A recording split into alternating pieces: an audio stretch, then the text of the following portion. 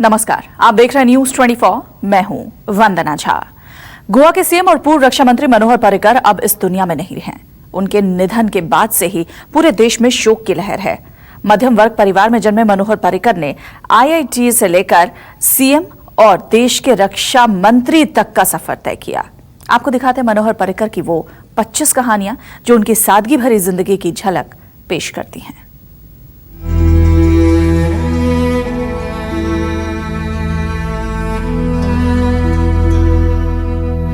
मनोहर पर्रिकर का जन्म 13 दिसंबर 1955 को उत्तरी गोवा के मापुसा में हुआ था। पर्रिकर मध्यम वर्ग गौड़ सारस्वत ब्राह्मण परिवार से ताल्लुक रखते थे।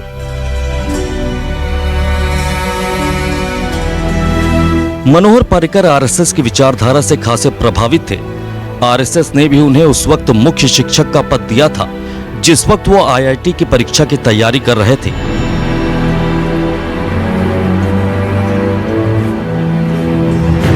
उन्नीस में मनोहर पर्रिकर ने आईआईटी की परीक्षा पास की और आईआईटी मुंबई में दाखिला लिया।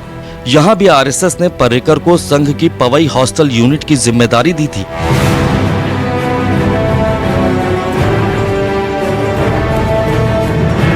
उन्नीस में मनोहर पर्रिकर बीटेक पूरा करके ग्रेजुएट इंजीनियर बन गए और मापुसा लौटकर उन्होंने संघ के लिए काम करना शुरू कर दिया। साथ ही यहां पर उन्होंने अपना बिजनेस भी शुरू कर दिया।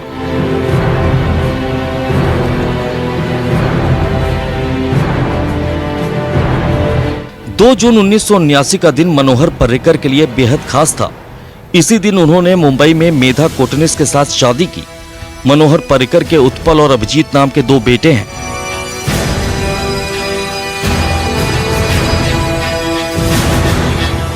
उन्नीस में मनोहर पर्रिकर मापुसा यूनिट के संघ चालक बने। इसके बाद उन्होंने संघ के लिए पूरे गोवा में कई महत्वपूर्ण काम किए।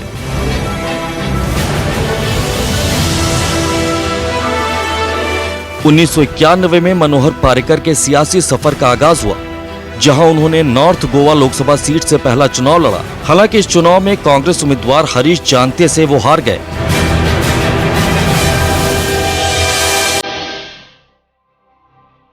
इसके बाद मनोहर पर्रिकर ने 1994 में पणजी सीट से विधानसभा चुनाव जीता। ये चुनाव गोवा में बीजेपी की पहली बड़ी जीत का गवाह बना। मनोहर पर्रिकर के साथ 4 बीजेपी विधायक गोवा विधानसभा पहुंचे।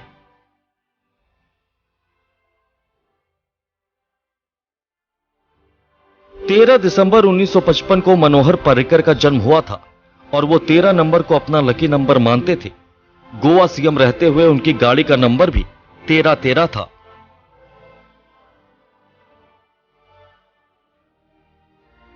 साल 2000 में गोवा का सीएम बनने के ठीक पहले मनोहर पर्रिकर को बड़े दुख से गुजरना पड़ा, क्योंकि उनकी पत्नी मेधा कोटनिस का कैंसर की वजह से निधन हो गया।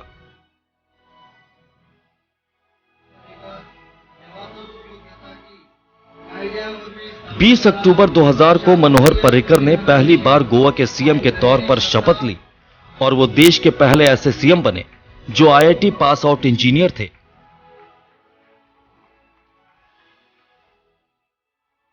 2001 में मनोहर पर्रिकर को आईआईटी मुंबई ने अपनी खास एल्यूमनी अवार्ड से सम्मानित किया। पर्रिकर पहले सीएम थे जिन्होंने हायर सेकेंडरी स्कूलों में छात्रों के लिए कंप्यूटर मुहैया कराए।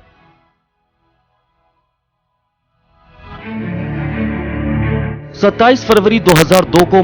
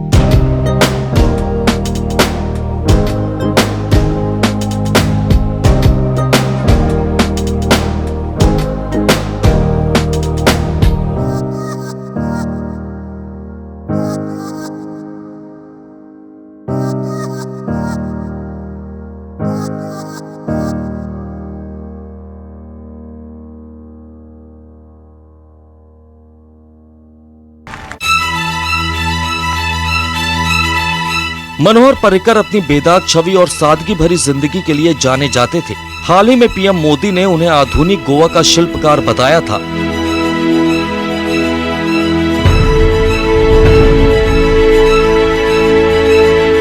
बीमारी से जूझते हुए भी मनोहर पर्रिकर के एक वीडियो ने लोगों के लिए मिसाल पेश की, जिसमें मांडवी नदी पर बने पुल के उद्घाटन के दौरान उन्होंने हाउस द जोश पूछकर लोगों का हौसला बढ़ाया। इस कार्यक्रम में केंद्रीय मंत्री नितिन गडकरी भी मौजूद थे।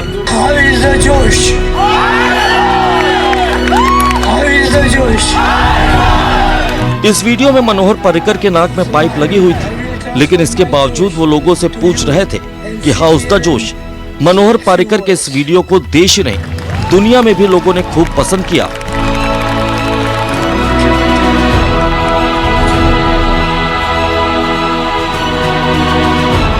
लंबी बीमारी से जूझते हुए 17 मार्च 2019 को मनोहर पर्रिकर ने आखिरी सांस ली। उनके निधन की वजह से देश में शोक की लहर दौड़ गई और केंद्र सरकार ने 18 मार्च को पूरे देश में राष्ट्रीय शोक की घोषणा की।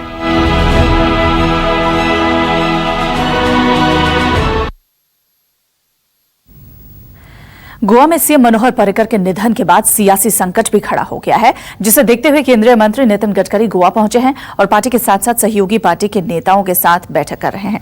वहीं बैठक में शामिल होने के बाद गोवा विधानसभा के डेप्यूटी स्पीकर माइकल लोबो ने बताया है कि महाराष्ट्रवादी गोमांतक पार्टी के नेता सुदिन धवलिकर खुद सीएम बनना चाहते हैं, जबकि सुदिन धवलिकर ने कहा है कि पार्टी कार्यकर्ताओं से बातचीत के बाद वो कोई फैसला करेंगे। वहीं बाकी पार्टी के नेता भी आज फैसला होने की बात कह रहे हैं। तो देखने वाली बात यह होगी कि आज गोवा का ये राजनीतिक संकट खत्म होता है या नहीं। He said, I have sacrificed many a times by supporting the BJP, so he wants to become chief minister. But BJP will not agree to that. So that has to be worked out. Parricar, yes. Then they are taking each and every MLA's interview.